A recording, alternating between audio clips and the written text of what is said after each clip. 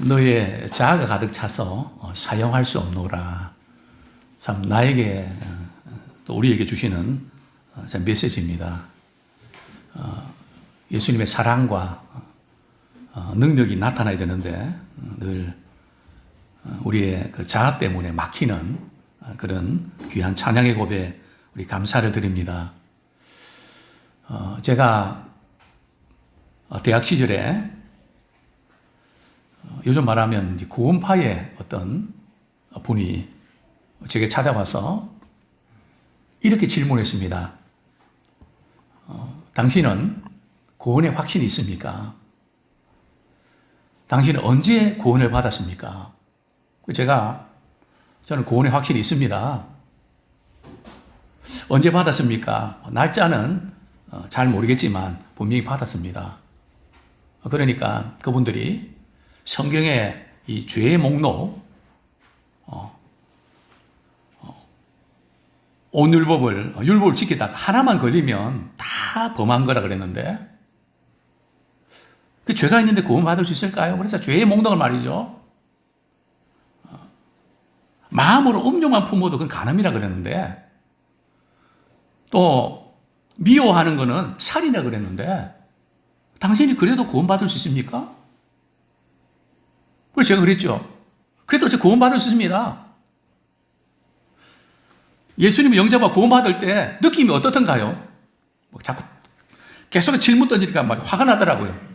그래서 아주 불이 났습니다.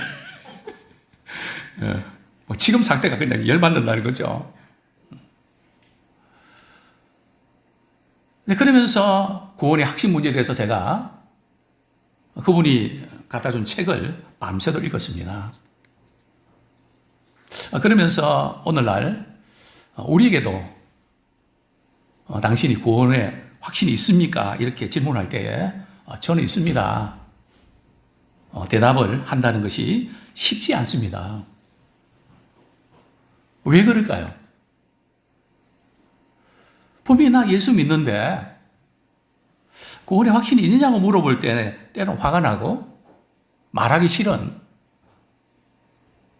이유는 뭘까요? 아마 제가 볼 때는 한 두 가지 큰 이유가 있는 것 같습니다. 첫 번째는 구원의 용어에 대한 이해 부족입니다. 구원이라는 말이 성경에서 좀 다양한 의미로 사용되고 있거든요. 그래서 어떤 점에서는 구원의 확신이 있는 것 같고 어떤 점에서는 구원의 확신이 없는 것 같기도 하고 이게 헷갈리는 거죠. 자, 두 번째로는 확신의 근거를 어디서 찾습니까? 느낌입니까? 체험입니까? 물론 느낌과 체험이 필요 없다는 거 아닙니다.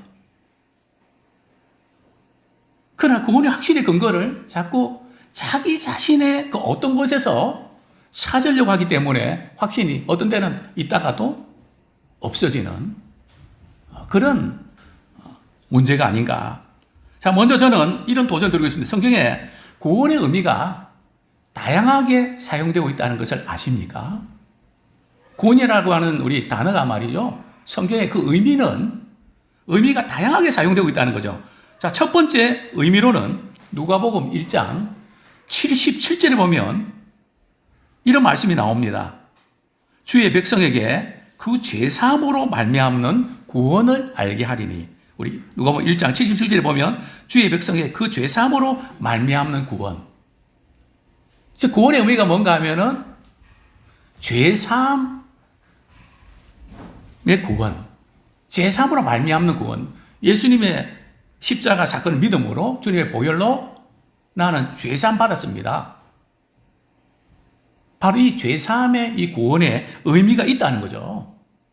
마태복음 또 1장 21절에 의하면 아들을 낳으리니 이름을 예수라 하라. 이는 그가 자기 백성을 저희 죄에서 구원할 자이심이라.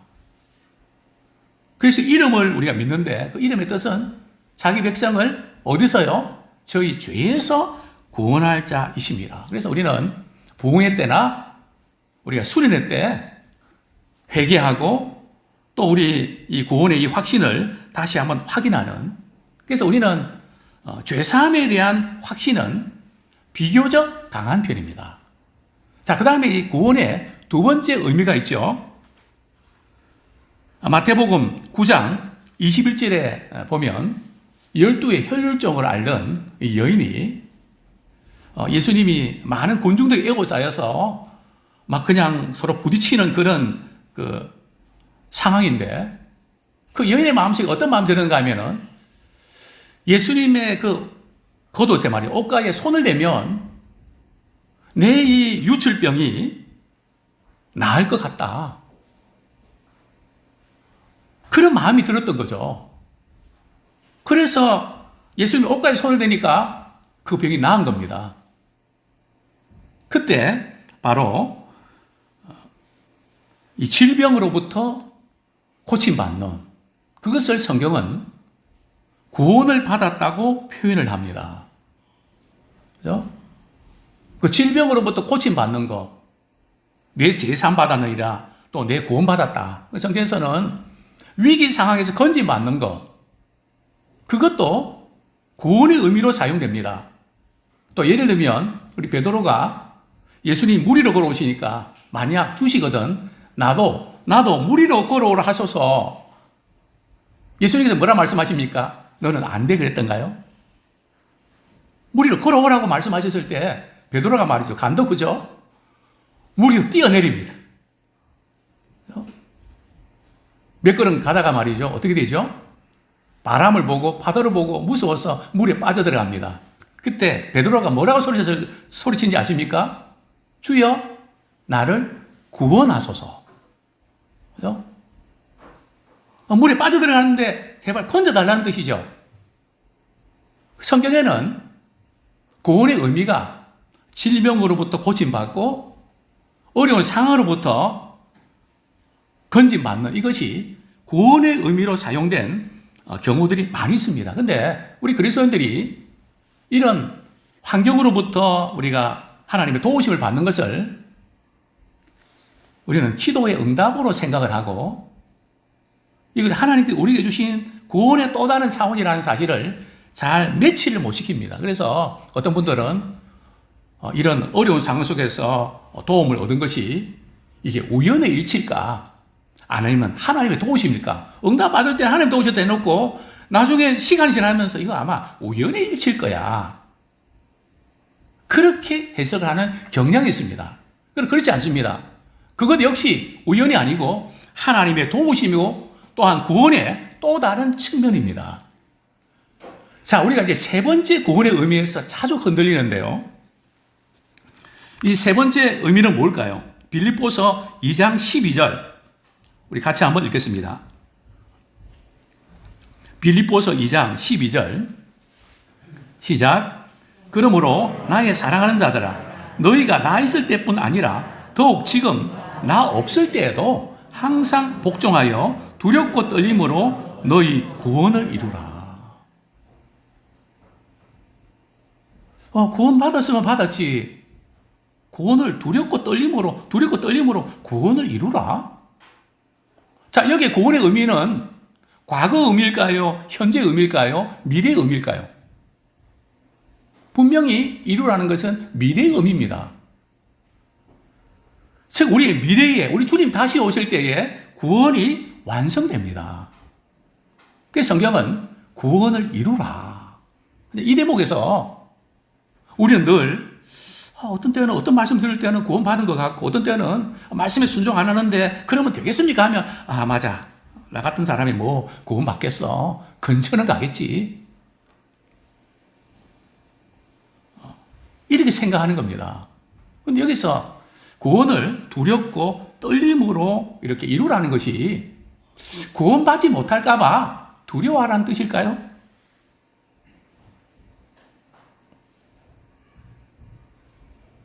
혹시 우리 자녀들이 말이죠. 우리가 자녀로서 성장하면서 이런 고민해 보셨습니까? 혹시 지금 우리 아빠, 엄마가 내 아빠, 엄마가 아니면 어떡할까? 막 야단치고 매를 가하고 말이죠. 또 사랑도 없어 보이는 것 같고 막 그냥 심하게 대할 때 혹시 우리 아빠, 엄마가 아니면 어떡할까? 그런 생각 해보셨습니까? 우리 청년들 어떤가요? 저희는 해봤습니다. 왜요? 저희 때의 부모님들이 말이죠. 속상하면 항상 이런 말씀 하셨거든요. 영도다리에서 갖다 버린다? 그 말을 들 때마다 나는 영도다리에서 주워왔나? 걱정이 되곤 했습니다. 아마 요즘에 우리 자녀들은 아마 그런 생각을 하는 분들이 별로 없을 겁니다. 당연히 우리 부모님이 나를 낳으셨지 뭐 이렇게 받아들일 겁니다. 그러나 어떤 부모를 만나는 것에 따라서 정말 부모님이 나를 낳으신 거 맞나? 걱정되는 그런 경우도 있을 수 있다는 거죠. 그래서 여기서 두려움으로 떨림으로 구원이 일어나는 것은 말이죠. 나 구원받지 못할까봐 두려워하는 그런 의미가 아니고요. 하나님을 사랑하는 그런 의미에서 두려움입니다. 우리 부모님들, 우리 자녀들 이렇게 바라볼 때 두렵지 않습니까? 그래서 그런 말 하죠. 자녀 이기는 부모가 있나요?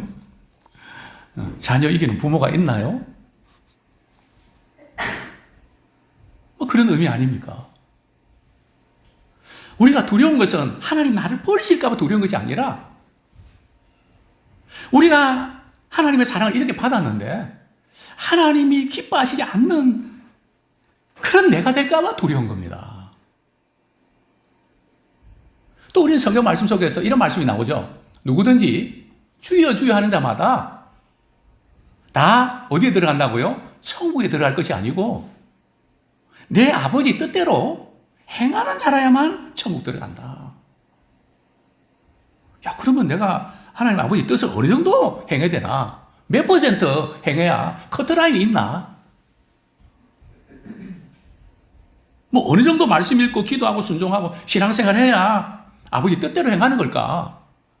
그 열심히 하다가 어떤 때는 나는 안 될 것 같아. 아예 포기할래. 근데 그 말씀에서 강조하는 부분이 뭘까요? 구원받지 못할까봐 두려워하라는 그런 의미일까요? 그런 의미는 아닙니다. 그래서 우리가 이 구원의 의미에 대한 이 혼란 때문에 많은 영적인 부분에서 손해를 보고 있다는 그런 말씀을 드리고 싶습니다.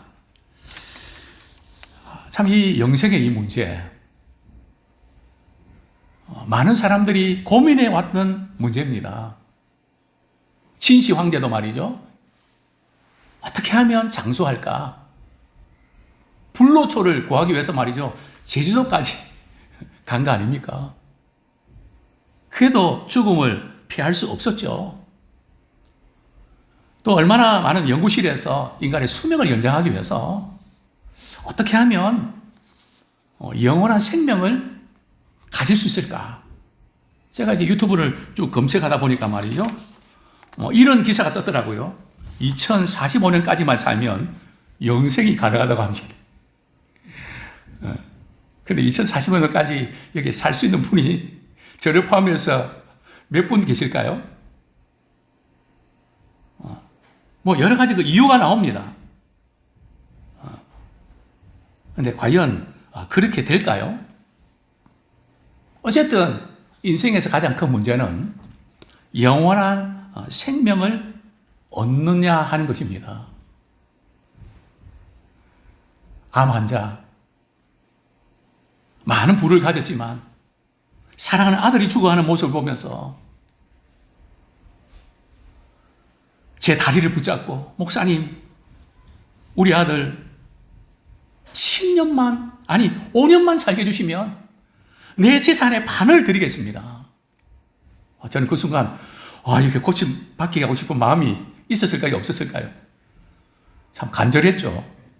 돈 때문만이라보다 참 이 어머니의 그 절규 5년, 10년, 5년 더 같이 살고 싶도록 해주십시오. 통곡을 하면서 우는데요. 저에게는 이런 마음이 들었습니다. 물론 몇 년이라도 생명이 연장되면 참 좋겠다. 정말 간절했습니다.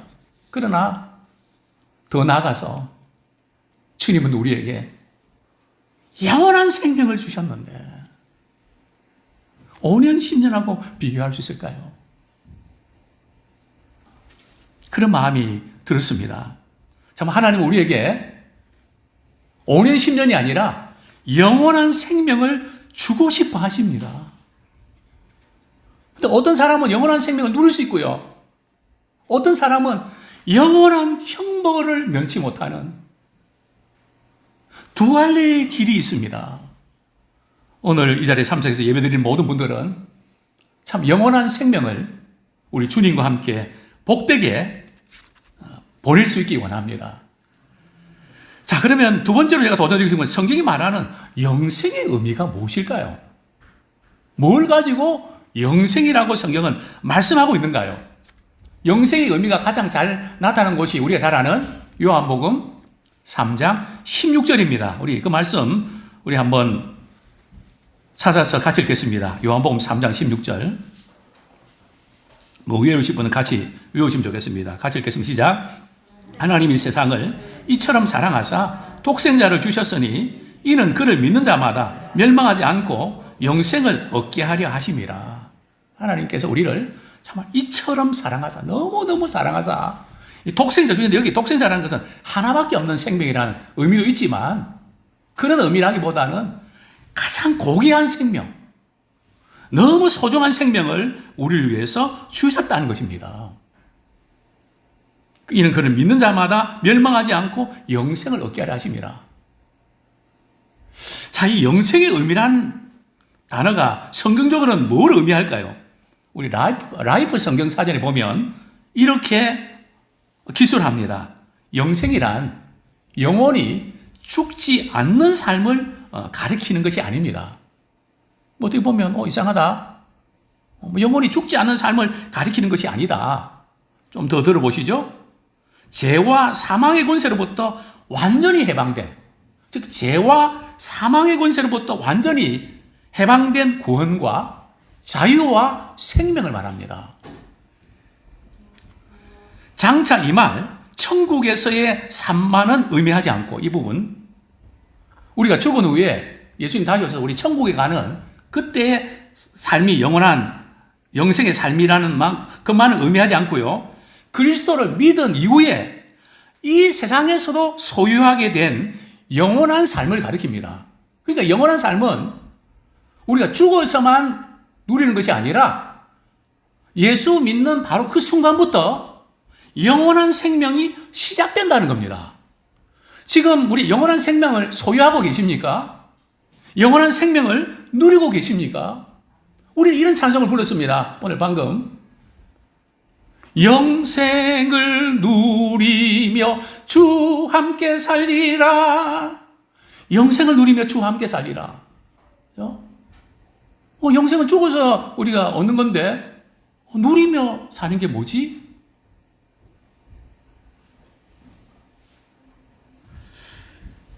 그렇습니다. 참 영생이 뭘까요? 예수 그리스도를 믿고 하나님과 새로운 관계에 들어가는 것이 영생입니다. 영생은 예수 그리스도를 믿는 순간에 시작되고요. 우리가 죽고 언젠가 우리 주님 다시 오실 때에 영생이 완전해집니다. 완성이 되죠. 자, 그러면 우리가 언젠가는 이 세상을 떠나는데요. 우리가 이 세상을 떠나면 우리 육체는 어디로 들어가죠? 무덤으로 들어가거나 화장장으로 들어갑니다. 그걸로 모든 게 끝나나요? 우리의 영혼은 어떻게 되는 거죠? 빙빙 떠다니나요? 섭섭해갖고 마음이 상해갖고 말이죠. 돌아다닙니까? 우리 영혼은 어디로 가는 것이죠? 떠다닙니까? 그게 어디에 들어가는 겁니까? 아닙니다. 우리의 생명이 끝나는 순간에 예수 그리스도를 믿은 영혼은 낙원으로 바로 갑니다. 믿지 않는 영혼은 음부로 바로 들어갑니다. 그리고 예수님 다시 오시면요, 우리 영혼과 이 육신이 만나서 말이죠, 이제 우리는 다시 부활하게 되죠. 우리 이것을 아셔야 됩니다. 그냥 떠돌아다니는 거 절대 아닙니다. 정말 이 영생의 참된 의미, 영생은 예수 그리스도를 믿을 때 영생을 얻을 수 있는데요. 오늘 성경 말씀 우리 다시 한번 읽겠습니다. 요한복음 5장 24절. 내가 진실로 진실로 너희에게 이르노니 내 말을 듣고 또 나 보내신 이를 믿는 자는 영생을 얻었고. 자, 영생을 어떻게 얻을 수 있다고요? 예수님의 말씀을 듣고 또 주님을 보내신 그 하나님을 믿을 때, 여기에 믿는다는 것이 어떤 의미일까요? 단순히 말씀을 듣고 예수님 나를 위해 십자가에 못 박혀 죽으셨어, 지식적으로 동의하는 걸까요? 그 단계만은 아닙니다. 여기 믿는다는 것은 내 인생을 그분께 맡기는 것입니다. 이게 믿는 것입니다. 이제는 내 인생은 내가 살아왔지만 이제는 내 인생을 주님께 맡깁니다. 이게 믿음이고 신뢰입니다. 또 주님의 말씀에 순종하면서 따라가는, 이것이 믿음의 의미입니다. 이 믿음의 의미에 대해서는 조금 후에 제가 좀 더 자세히 말씀을 드리고 싶은데요. 자, 영생을 세 번째로, 영생을 내가 소유하고 있는지, 우리가 분명히 이 세상에서 영생을 누리면서 살아가는데요, 그런 삶이 도대체 어떤 것인지 우리가 알아야 됩니다. 막연히 말이죠, 내가 예수 믿고 죽으면 영생을 받을 수도 있고 영생 못 받을 수 있지, 이렇게 신앙생활 하면요, 신앙생활 자체가 되게 힘이 들고 불안합니다. 또 짜증도 나고 원망도, 어려운 시험이 오면 이기지 못하고요, 주저앉아 버립니다. 영생을 안다는 거 되게 중요합니다. 우리가 하나님의 자녀라는 사실을 안다는 거 되게 중요합니다. 그래서 성경은 주기도문에 말이죠, 기도할 때 뭐로 시작합니까? 하늘에 계신 우리 아버지.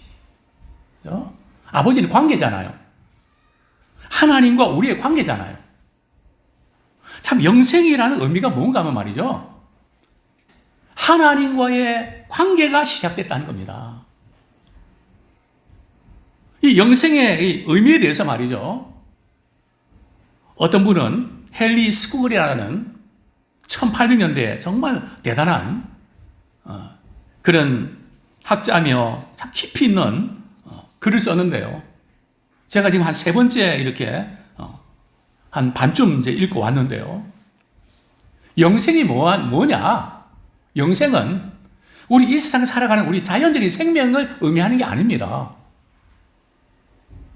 영생의 의미는 사람의 영혼 안에 있는 하나님의 생명입니다. 우리 예수 믿을 때에 하나님의 생명이 우리에게 들어온단 말이죠. 그러니까 우리는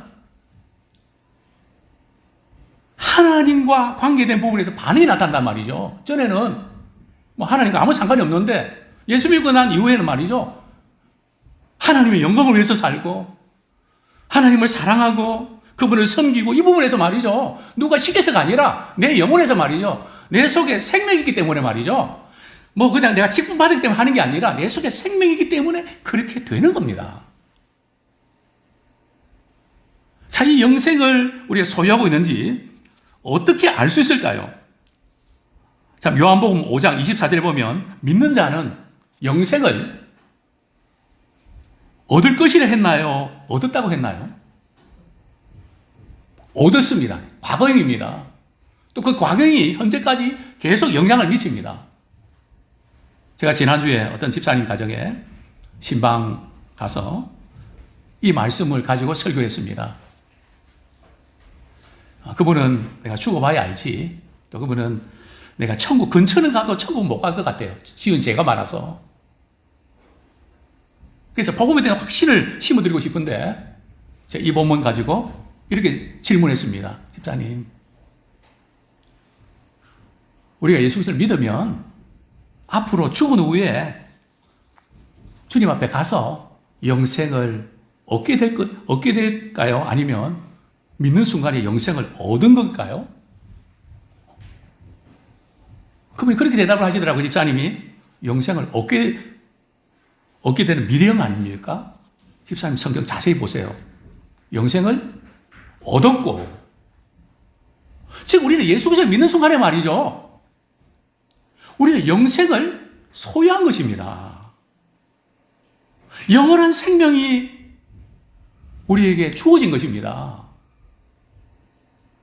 우리가 신앙생활하고 또 내비 성경을 읽고 봉사하고 이 모든 것들 누가 시켜서 할 수 있을까요? 저는 우리 저녁 시간에 말이죠, 11시 반, 12시 반쯤 돼가 잠이 드는데요. 그때 순간에 또 카톡에서 말이죠, 내비 성경 몇 일차 몇 번 딱 올라오면 말이죠, 얼마나 감사한지 모릅니다.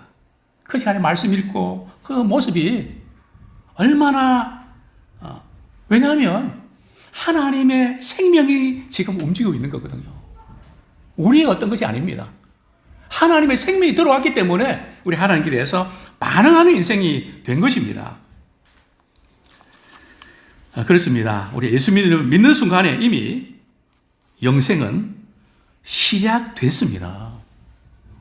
그리고 우리가 주님 앞에 서는 그 순간 영생이 완성됩니다. 그래서 영생을 죽은 후에 이렇게 맞게 된다는 것이 어떤 점에서는 맞기도 하고요, 어떤 점에서는 또 틀리기도 하는 이런 이중적인 그런 부분이 있는 것이 사실입니다.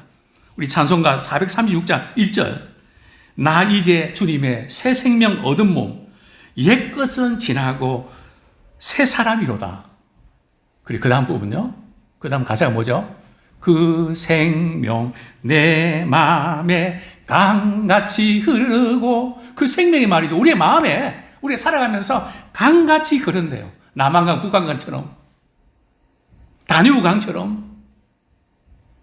또 그 다음에 보면요, 그 사랑 내게서 해같이 빛나리. 하나님의 사랑이 말이죠, 우리 자신에게서 해같이 자꾸 반사된단 말이죠. 내 마음이 좋아서 그렇게 하는 게 아니라 하나님의 사랑을 받고 나니 우리 주변에 있는 연약한 지체들을 그 사랑을 나누고 싶은 겁니다. 그냥 해같이 말이죠, 빛나게 하고 싶은 것입니다. 영생을 누리며 주 안에 살리라. 오늘도 내일도 주와 함께 살리라. 그렇습니다. 우리가 영생에 대해 확실히 부족한 것은 내가 부족하고 말씀을 지키지 못해서 그렇다고 합니다. 물론 우리에게 그런 면들이 있습니다. 그래서 자신은 영생에 대해서 자신감이 없다고 말합니다. 주님, 우리가 죄가 없고 허물이 없고 이런 것을 원하실까요? 요한일서 1장에서 주님 말씀하셨습니다. 우리가 죄를 지을 때 우리가 주님 앞에서, 주님, 제가 이런 말하고 이런 생각하고 이렇게 행동한 거 잘못했습니다. 주님, 저의 죄를 용서해 주세요. 이렇게 기도하면 주님은 우리를 모든 불의에서 말이죠, 깨끗하게 해주신다고 약속하셨습니다. 그러니까 주님이 원하시는 것은 완벽한 삶이 아니라 주님을 사랑하고 주님을 의지하는 삶입니다. 때론 넘어져도, 때론 잘못해도 해결할 방법까지 다 주님은 가르쳐 주셨습니다. 부모가 우리 자녀들이 공부 잘하고 성공이 된다. 왜 그럴까요? 자녀의 행복한 모습을 부모가 보고 싶은 거 아닙니까? 그러나 어떤 자녀들은 난 부모님의 기대에 미치지 못할 것 같아서 세상을 하직해서 죄송합니다. 물론 부모님의 교육 방식에 있어서 때로 문제도 있을 수 있지만 부모님의 의도는 그걸까요? 아니잖아요. 아파도 병들어도 내가 너를 사랑한다, 그러나 너가 좀 잘되고 그런 모습 보고 싶은 부모의 심정 아닙니까? 주님이 우리를 바라보실 때도 바로 그런 것입니다. 주님을 향하고 주님을 사랑하는 그 마음, 그 성경 속에는 구원을 두렵고 떨림으로 구원을 이루라는 그런 의미입니다. 자, 요한일서 5장 12절. 내 속에 영생이 있는지 어떻게 알 수 있을까요? 요한일서 5장 12절 이렇게 말씀합니다. 아들이 있는 자에게는 생명이 있고 하나님의 아들이 없는 자에게는 생명이 없느니라. 여기 아들이 있는 자다. 우리 요한일서 5장 우리 한번 암송했던 기억이 나죠? 아들이 있는 자가 뭘까요? 아들이 있다 없다가 무슨 뜻일까요? 아들을 내 마음속에 모시고 살아가는 사람. 예수님을 내 마음에 모시고 살아가는 사람은 그 속에 뭐가 있다고요? 영생이 있다는 겁니다. 정말 예수님을 내 마음속에 모시고 살아가십니까? 그렇다면 영생을 소유하고 계신 것입니다. 이것을 우리가 확실히 붙잡으셔야 됩니다. 로이드 존슨은 영생의 이 확신에 대해서 이런 글을 썼는데요. 만약 그리스도인이 자신에게 영생이 있음을 확신하지 않는다면 그는 하나님을 욕되게 하는 것이며 구원의 능력을 제대로 증가하거나 증언하지 못하는 셈이다. 그러니까 우리가 구원의 확신이 없으면요, 친구들에게나 또 가까운 분들에게 예수님 믿으라는 말을 못합니다. 부끄러워서 못하는 것이 아니라 내가 확신이 없으니까 자녀들에게도 못합니다. 기도는 하지만은 내 영혼을 몰아보니까 내처럼 될까봐 말 못합니다. 그래, 그건 아닌 거거든요. 부모가 자기 자신의 모습 때문에 자녀들에게 잘 될 수 있는 방법을 아는데 내 모습과 내 살아온 과정들 보니까 말 못하는, 만약 그런 부모가 된다면 참 안타까운 일이죠. 나는 못했지만 너는 이렇게 해서 넌 성공해야 된다. 그게 부모 마음 아닙니까? 그렇게 되는 거 아닙니까? 그렇습니다. 우리는 우리의 구원의 확신을 가지고 정말 자녀들은 어떻게 아버지를 기쁘게 합니까? 아버지가 말씀하시는 그 부분을 간직해서 말이죠. 아버님 제게 그런 말씀하셨죠? 저도 그 말씀 붙잡고 그렇게 살려고 애를 씁니다. 그 아들의 이야기를 듣는 순간에 아버지는 감동 아닙니까? 야, 내가 뭐 별로 주고 싶은 거 잘 못 줘서 늘 마음이 그런데 이 아들이 말이죠. 정말 아버지의 마음을 헤아려서 그렇게 살려고 하는구나. 감동 아닙니까?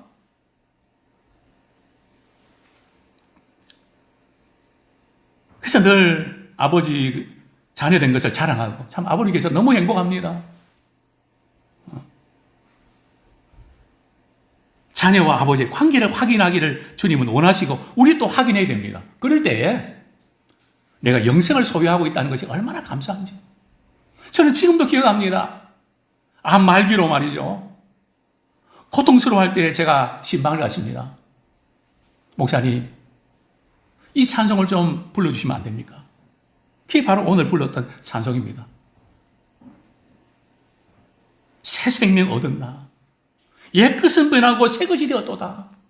영생을 누리며 주 안에 살리라. 얼마나 참 감사하면서 기쁘게 찬양하는 그 모습.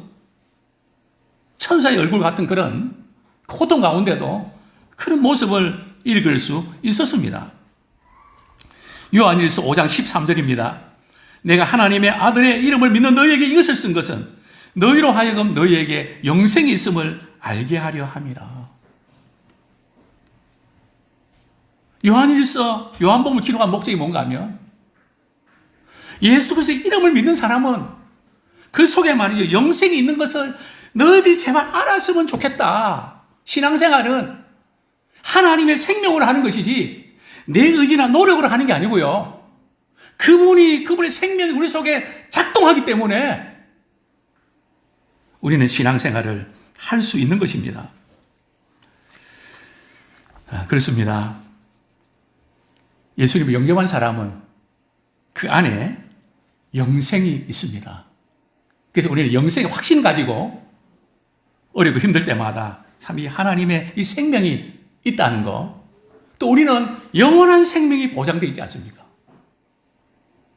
이 소망 가지고 우리 승리하며 살아가는 우리가 되기를 소원합니다.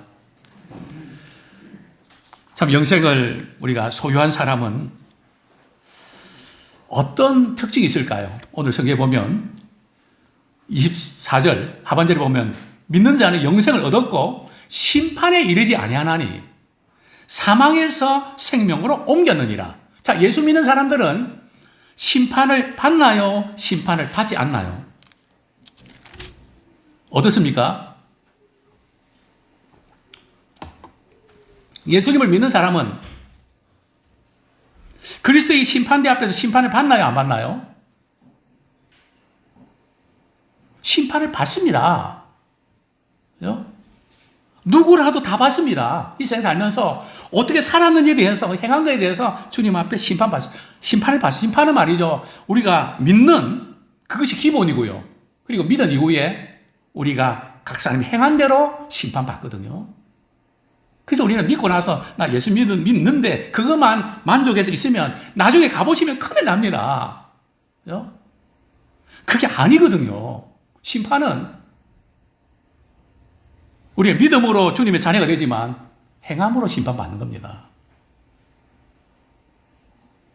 그런데 여기서 믿는 자는 심판을 받지 않는데요. 어떤 심판을 안 받는지 아십니까?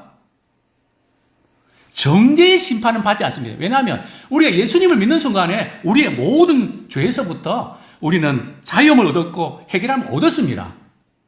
그러니까 우리 믿음의 사람들이 정말 주님 앞에 회개하고 우리 잘못에 책임지고 최선 다해야 되지만 계속해서 정죄의식에 사로잡히면 안 돼요. 내가 이거 못했어. 이게 평생 말이죠. 그 갖고 가면 안 됩니다. 물론 마음으로 늘 미안해하면서 우리가 최선 다하는 건 맞습니다. 왜냐하면 예수를 믿는 순간에 우리는 정죄의 심판을 받지 않습니다. 세상 살면서 이 정죄를 당한다는 게 얼마나 힘든지 아십니까? 그래 예수님을 믿는 순간에 말이죠. 우리는 이 정죄의 심판에서 자유함을 얻었습니다. 참 엄청난 그런 선물이죠. 우리가 예수님을 믿으면 영생을 얻으면 말이죠. 사망에서 생명으로 옮겨졌습니다. 이거 실감 나시나요? 내가 예수 믿는 순간에 죄의 싹은 사망이라고 그랬는데 사망에서 생명으로 옮겨지셨습니까?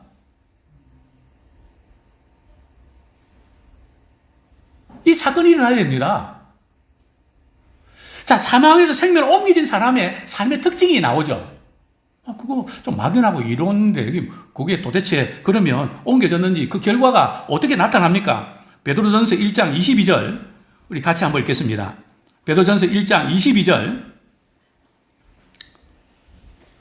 시작. 너희가 진리를 순종함으로 너희 영혼을 깨끗하게 하여 거짓이 없이 형제를 사랑하기 이르렀으니 마음으로 뜨겁게 서로 사랑하라. 하나님의 생명이 들어와 있는 사람 말이죠. 어떤 특징이 있는가 하면 사랑하게 되어 있습니다. 우리 예수 믿는 순간에 하나님의 사랑이 들어오거든요. 성령으로 말미암아 하나님 사람이 조금 들어오는 게 아니라 막 부어진단 말이죠. 그냥 하나님의 사랑이 강건해서 말이죠. 그 사랑을 표현해야 되는데 어떻게 표현할 줄 몰라서 말이죠. 어쩔 줄 몰라 하는 하나님의 사랑의 푸시가 있단 말이죠. 그래서 우리는 하나님의 사랑을 전하고 싶고 그 사랑이 형제의 사랑을 통해서 가족 사랑을 통해서 나타나게 돼 있다는 거죠. 또한 영생을 우리 가진 사람은 그 결과가 어떻게 나타나는지 아십니까? 우리 디도서 3장 7절 제가 읽어드립니다. 디도서 3장 7절 우리로 그의 은혜를 힘입어 의롭다 하심을 얻어 영생의 소망을 따라 상속자가 되게 하려 하심이라.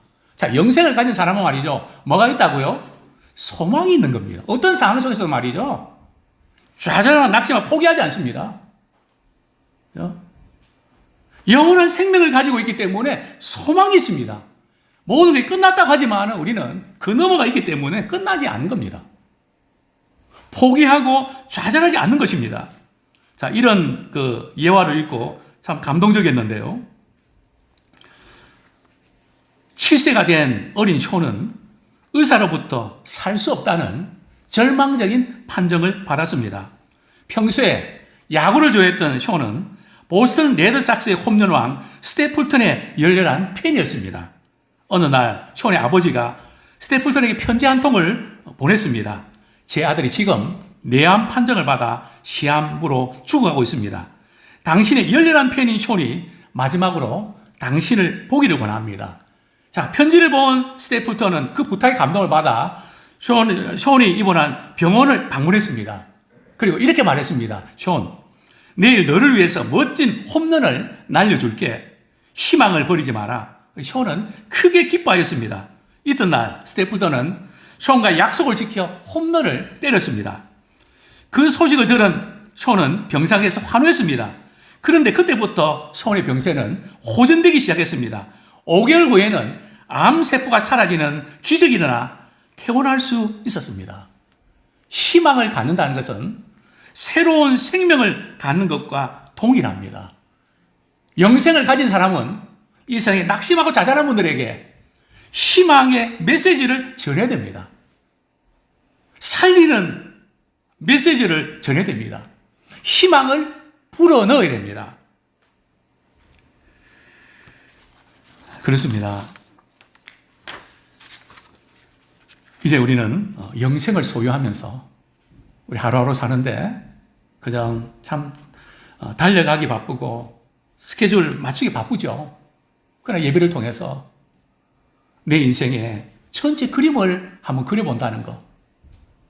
예배 드리면서 퍼즐 조각들이 하나하나 맞아가는 이 예배는 인생의 큰 그림을 그리는 것입니다.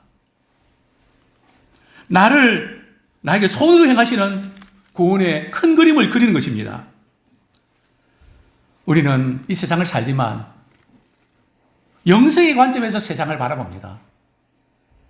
과거, 현재, 미래를 바라보면서 하나님이 우리를 창조하신 본래의 모습 그대로 나는 어떻게 살 것인가? 지혜로운 인생을 살아내기를 소원합니다. 정말 하나님을 우리가 사랑하는 그 마음이 우리에게 심겨졌습니다. 그것은 바로 하나님의 생명이기 때문입니다. 그래서 우리는 하나님의 영광을 기뻐하고 즐거워하게 됩니다. 그냥 누가 시켜서가 아니라 하나님의 사랑이 나를 푸시하기 때문에 사랑하게 됩니다. 불신자들이 이해 못하는 거 있죠. 왜 믿음의 사람들 주일날 얼마나 피곤합니까? 정말 쉬고 싶고 잠자고 싶고 가족들과 시간도 보내고 얼마나 왜 안 그렇겠습니까? 저도 우리 성도들 바라보면서 제가 목회하면서 목회자는 원래를 쉬잖아요. 우리 성도들 피곤하게 말이죠 하면서 원래부터 일 나가야 되는데 제가 월요일날 저는 쉬는 날로 생각해보죠. 물론 목회자가 쉬면서 충전받는 거 필요합니다. 제 경우에는 말이죠. 그 성도들이 그렇게 고생하는데 마음이 말이죠. 불편해서 쉴 수가 없습니다.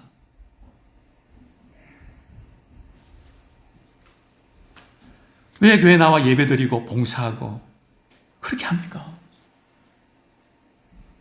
우리는 말씀과 기도를 통해서 예배드리고 하나님과 교제할 때에 하나님의 생명을 경험하기 때문입니다. 그 생명은 다른 어떤 것과 바꿀 수 없기 때문에 그렇습니다. 그럼 하나님의 생명이 없는 사람은 교회생활 해도 말이죠. 자신에게 꼭 필요한 것만 합니다. 그럼 하나님의 생명이 있는 사람은 그 생명이기 때문에 주님이 필요하신 것 무엇이든 합니다. 지속적입니다. 왜요? 영원한 생명이 그에게 있기 때문입니다. 아무쪼 우리는 영생을 누리며 살기 원합니다. 영생의 관점에서 살아가기 원합니다. 또 많은 사람에게 생명을 불어넣는, 희망을 불어넣는 그런 하나님의 생명을 전하는 우리가 되기를 축원합니다.